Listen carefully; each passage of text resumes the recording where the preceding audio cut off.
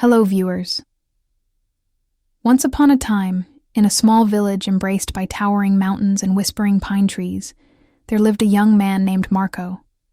He was 24 years old, thoughtful, intelligent, and kind, but his heart carried a storm that never seemed to end. Every morning, Marco woke up with his mind already racing. Thoughts of his past filled him with regret. Thoughts of his future filled him with fear. He worried about things that had not yet happened and punished himself for mistakes long gone. His thoughts never stopped. At night, he would lie in bed staring at the ceiling, his mind spinning in circles. Even when the world was quiet, his heart was noisy. He forgot what peace felt like. Marco often walked to the edge of the village, where he could see the mist floating between the mountains. He envied the silence of nature, the way the trees stood still, the river kept flowing, and the birds sang without fear. How do they stay so calm? He would whisper to himself. One day, while resting under an old oak tree, he overheard two travelers talking about a wise old man who lived high in the hills. They said he had once been a famous psychologist in the city, a man who helped countless people heal their minds and find peace in their hearts. But after years of helping others, he had left the city behind and chosen a quiet life surrounded by nature.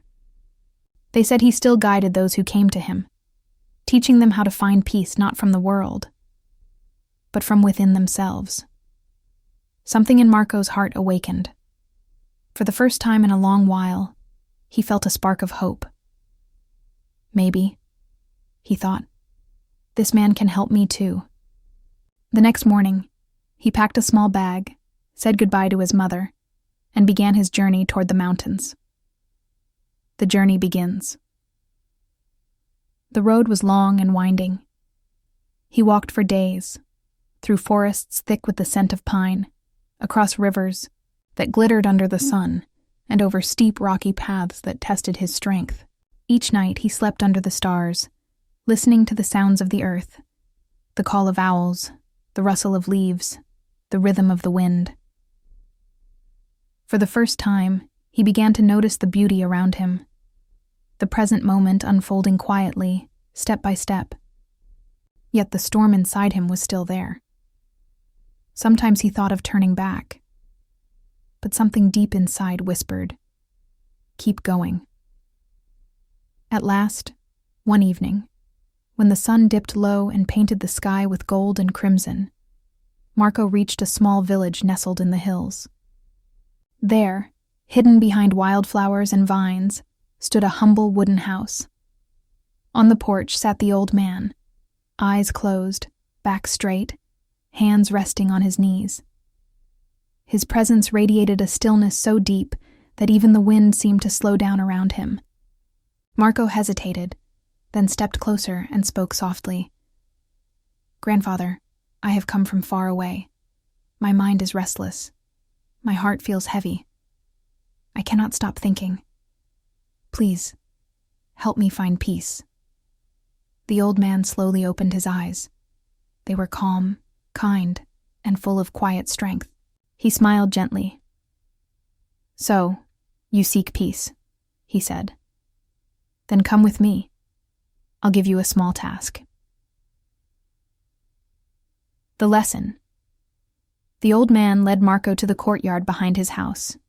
He picked up a glass and filled it with water, carefully, until it reached the very brim. Not a single drop more could fit. He handed the glass to Marco and said, "Now, walk from here to the edge of the village and return. But listen carefully. Not a single drop must spill." Marco looked at the glass, puzzled. "That's it?" he asked. "That's it," the old man replied with a calm smile. Marco nodded and began to walk. The road through the village was narrow and lively. Children were playing in the dust, their laughter echoing through the air. Dogs barked, shopkeepers shouted, carts rattled over the stones. But Marco didn't look around. His eyes were locked on the trembling water in the glass. He took careful steps, slow, steady, controlled. Every sound, every distraction faded away. All that existed for him in that moment was the glass. Time seemed to stretch and slow. Finally, after what felt like hours, Marco returned to the old man. He held out the glass proudly and said, "Grandfather, I did it.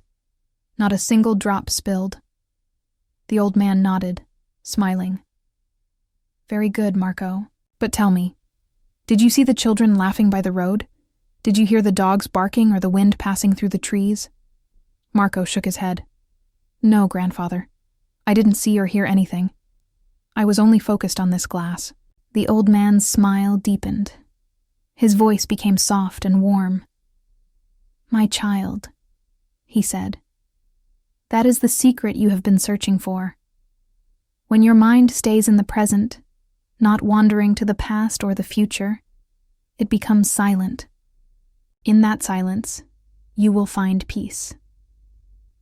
You were not thinking about what you lost yesterday.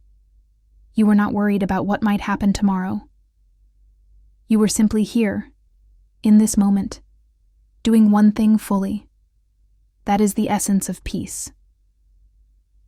Marco stood, frozen, the words sinking into his heart like light breaking through clouds.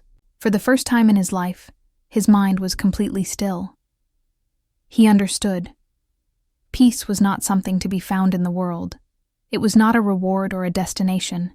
It was already inside him, waiting for him to stop searching and simply be. The awakening. The old man placed a hand on Marco's shoulder and said gently, "Peace is not found by running away from life. It is found by being fully alive, here and now. When you drink tea, just drink tea. When you walk, just walk. When you breathe, just breathe. The present moment is all you ever truly have. Guard it well." Tears welled up in Marco's eyes. He bowed deeply. "Grandfather," he said softly, "I understand now. If I want to calm my mind, I must live in this moment. Not in yesterday, not in tomorrow." The old man smiled. "Then your journey has already begun." The returnas. Marco walked back down the path from the hills. The world around him looked different, though nothing had changed. The same trees, the same road, the same sky. Yet everything felt new. He noticed how the wind brushed against his skin. He heard the rhythm of his own footsteps. He felt the gentle rise and fall of his breath. For the first time, he was truly present. When he returned to his village, his friends were surprised. There was something different about him. A quiet confidence, a light in his eyes, a peace that could be felt but not explained. That night, Marco looked up at the stars and smiled, not because all his problems were gone, but because he finally understood that he didn't have to fight them. Peace was not the absence of storms. It was learning to stay calm in their midst. And so ends the story of Marco, a simple man who traveled far to find peace, only to discover it was always within him. In the noise of the world, we often forget that silence lives inside us. Peace isn't something we find, it's something we awaken to.